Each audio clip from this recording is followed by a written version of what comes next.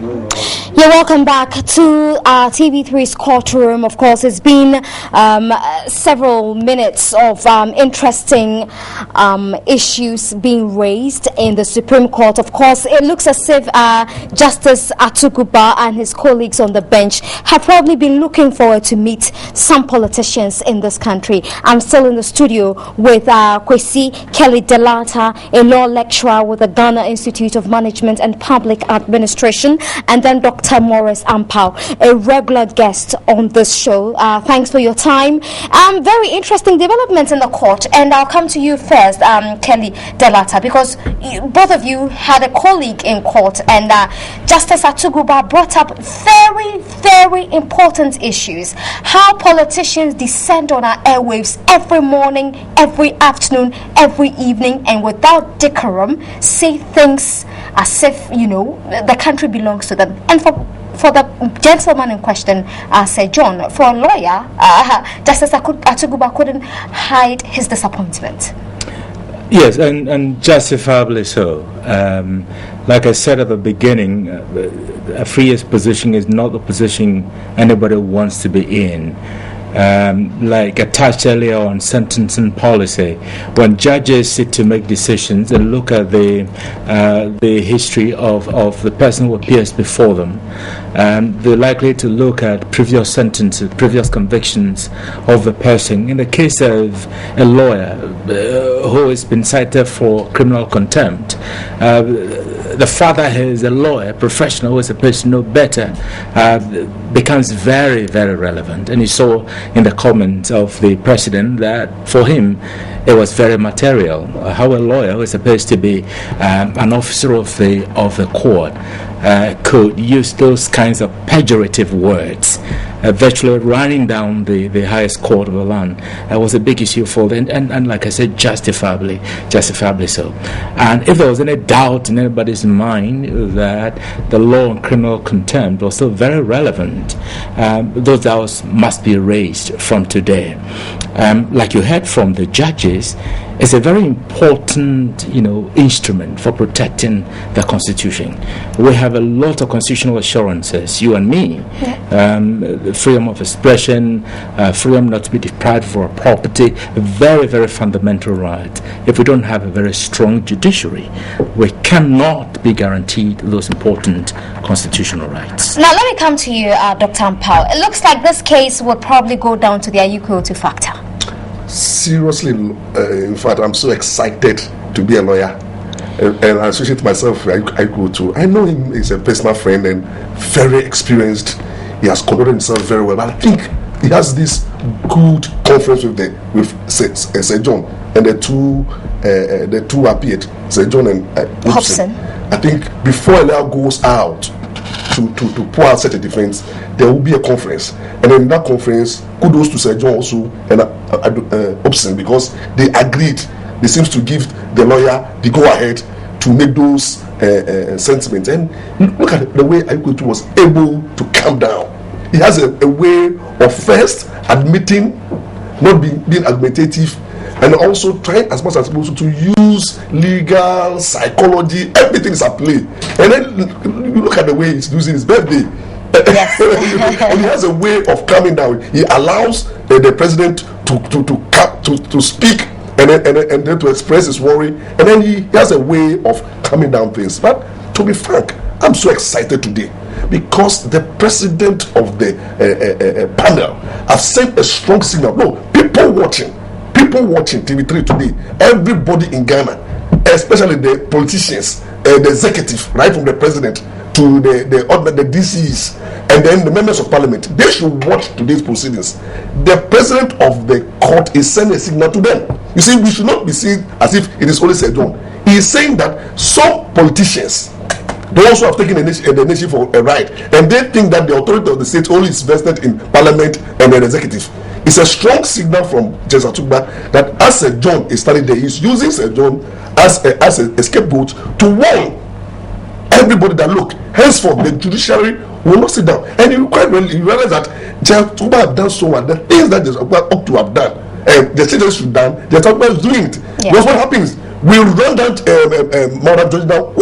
He should have presided, but politicians, colored hair, rubbish hair, threatening hair, that he should resign. Now, with all these things, the presiding judge Atukuba has now come out to say that, look, we are also part of the states and we exercise state authority.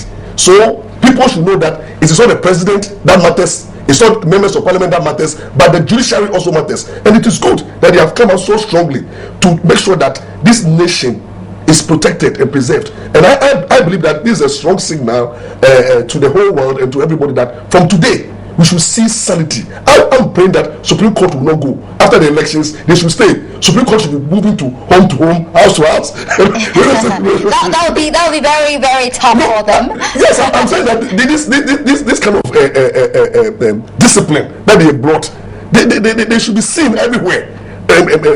Bringing sanity into our politics. And I think we need to applaud Justice Atukuba because personally, the attack was on him. And it's not easy to handle it, but he has been able to handle it well. Yeah. Spoke passionately, but at the same time, be able to control himself. And then you have the other panel members who have refused to talk. They are sad. And because you'll be sad. And I'm sad because if you have a lawyer of that, the whole Sir John, and he looks so powerless, so it's so sad because I'm sure that the children will even start weeping, and the family will be like, oh, and it's a signal to everybody. And I think that kudos to the judges. They've done well. They've come out, they poured out, and I think the best lawyer today and for many years to come will be Ayuko. They have done well. Yeah, let me come to you, Kwesi Delata.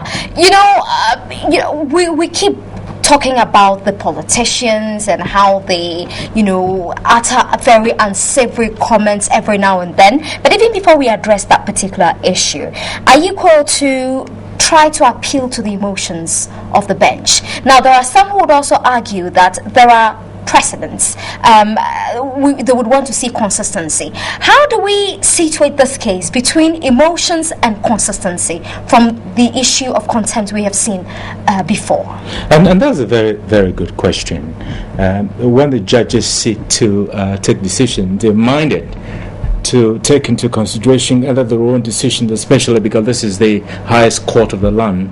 They're minded to take into account their own decisions. And so because we're all members of a certain legal tradition, we all belong to the common law tradition, they're also minded to look elsewhere to take inspiration from decisions from courts that have similar legal traditions as ourselves. But you see, this is the highest court of the land. Mm-hmm. And the law lies in their bosom. They can decide to depart from their own decisions and, of course, depart from the authorities that have persuasive authority and things like that. Now, you have to remember that we don't only say justice because we see persons who are put before the Supreme Court incarcerated or given custodial sentences. Justice may very well be done with caution. And justice may also be very well done if the person who appears before the court is given a suspended sentence. All of this is in the power of the Supreme Court to make.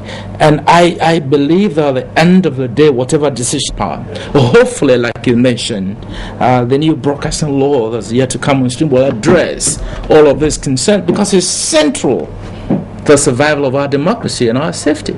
Definitely. And let me come back to Justice Atukuba and some of the statements he made about the repercussions of these statements on the security of the nation. You think these politicians do not know this already? They are aware, but I think the politicians are so powerful. That's why you kept on using the word, you think you are powerful. You see, they are so powerful that they're able to run down every institution that will check them. They run down the police. So now when you have when they speak anyhow and you want to take an action, they read political meaning into it, the police cannot act, they run down the military, they run down the chief science institution, they run down everything. Now they are moving to the judiciary, and the judiciary will be able to stamp its authority to show. And when it comes to the issue of the media, I think that now let all institutions which have state backing start asserting themselves the way the judiciary is doing. Now I want to see the National Commissioning Authority beginning to withdraw licenses they should team up with the National Commission for National Media Commission. Yeah. Team up. If they falter you 1, 2, 3, they withdraw a license for you to reapply, and that will bring some sanity. I think you see what actually happened to Sir John is a result of what the media tried to interview him, and then when they were interviewing him and he was making all those contentious statements, they didn't stop him. So we should have a situation where maybe that's why we should have a delayed broadcast. Definitely. Then we can control these things. I'm proud to be here. TV3 since we started, and we have been doing live. Have you seen we getting ourselves into contentious statements? No. Yes, because the moderator and you have been asking questions, and we make sure that we give answers, just not to go overboard, and we can do it. But so I think that the what we need to do as an institution is let every institution begin to assert itself and to ensure that law and order prevail and the security of the nation is preserved. Because at the end of the day, just a bigger concern is that all these things that is going on by the few powerful people in our society will affect the other person on the street, and they have what it takes. Like they rightly said, Sir John just came from US. He can go back at any point. But then one of the just said, look, he has to go and queue because he doesn't have a privilege. So we have a situation like that, and we are tired of these politicians. Let's begin to speak to them. And I think what we need to do, and just actually said, I am so excited. He said, I am not afraid because I'm speaking from within, and I'm not threatening because I know what I'm saying. I'm saying the truth. Therefore, he said, look, he goes out without any security. Jogging. And if you are truthful in this country, you don't need security. I think that is what we need. We need people who will tell the truth the way it is. We should stop politicizing everything. This is the time we have to stop politicizing everything and begin to be truthful to Managana and speak and protect the interests of the ordinary Ghanaian. Yeah, very interesting you brought up this issue of politicizing everything, because it is very true. The politicking has probably gone overboard. You build a stadium and there is politics. You're constructing a borehole, there is a political side to it. It's just becoming very unnecessary, and it's taking a toll on development in this country. Oh, well, it's almost as if we're trying Even hospitals, I must add. Yeah, I mean, it's almost as if we're trying to make up for all the years that we didn't have democracy, where people have. Are we getting carried away? Perhaps they were incapable of managing the newfound freedom that we have gotten in democracy. I think that after a number of years of the practice of democracy, we'll get to a point where the stability and how people manage the newfound freedoms that we've had with the inception of the 1992 Constitution and all the rise that comes along with the practice of democracy, it's only a matter of time. Yeah. You know what interesting thing? I think one of the reasons raised the issue, I don't know whether this is Duchi. He said, look, he said, you politicians, people want to be heard in the country and they want to be popular. So they go on air and say things, but rather those who go and talk about the developmental needs and the status of they don't get the ears. That's true. We find ourselves in this country, the culture of if you want to get political appointment, know how to insult and speak loud, and then you are rewarded. Now people don't reward people who talk objectively.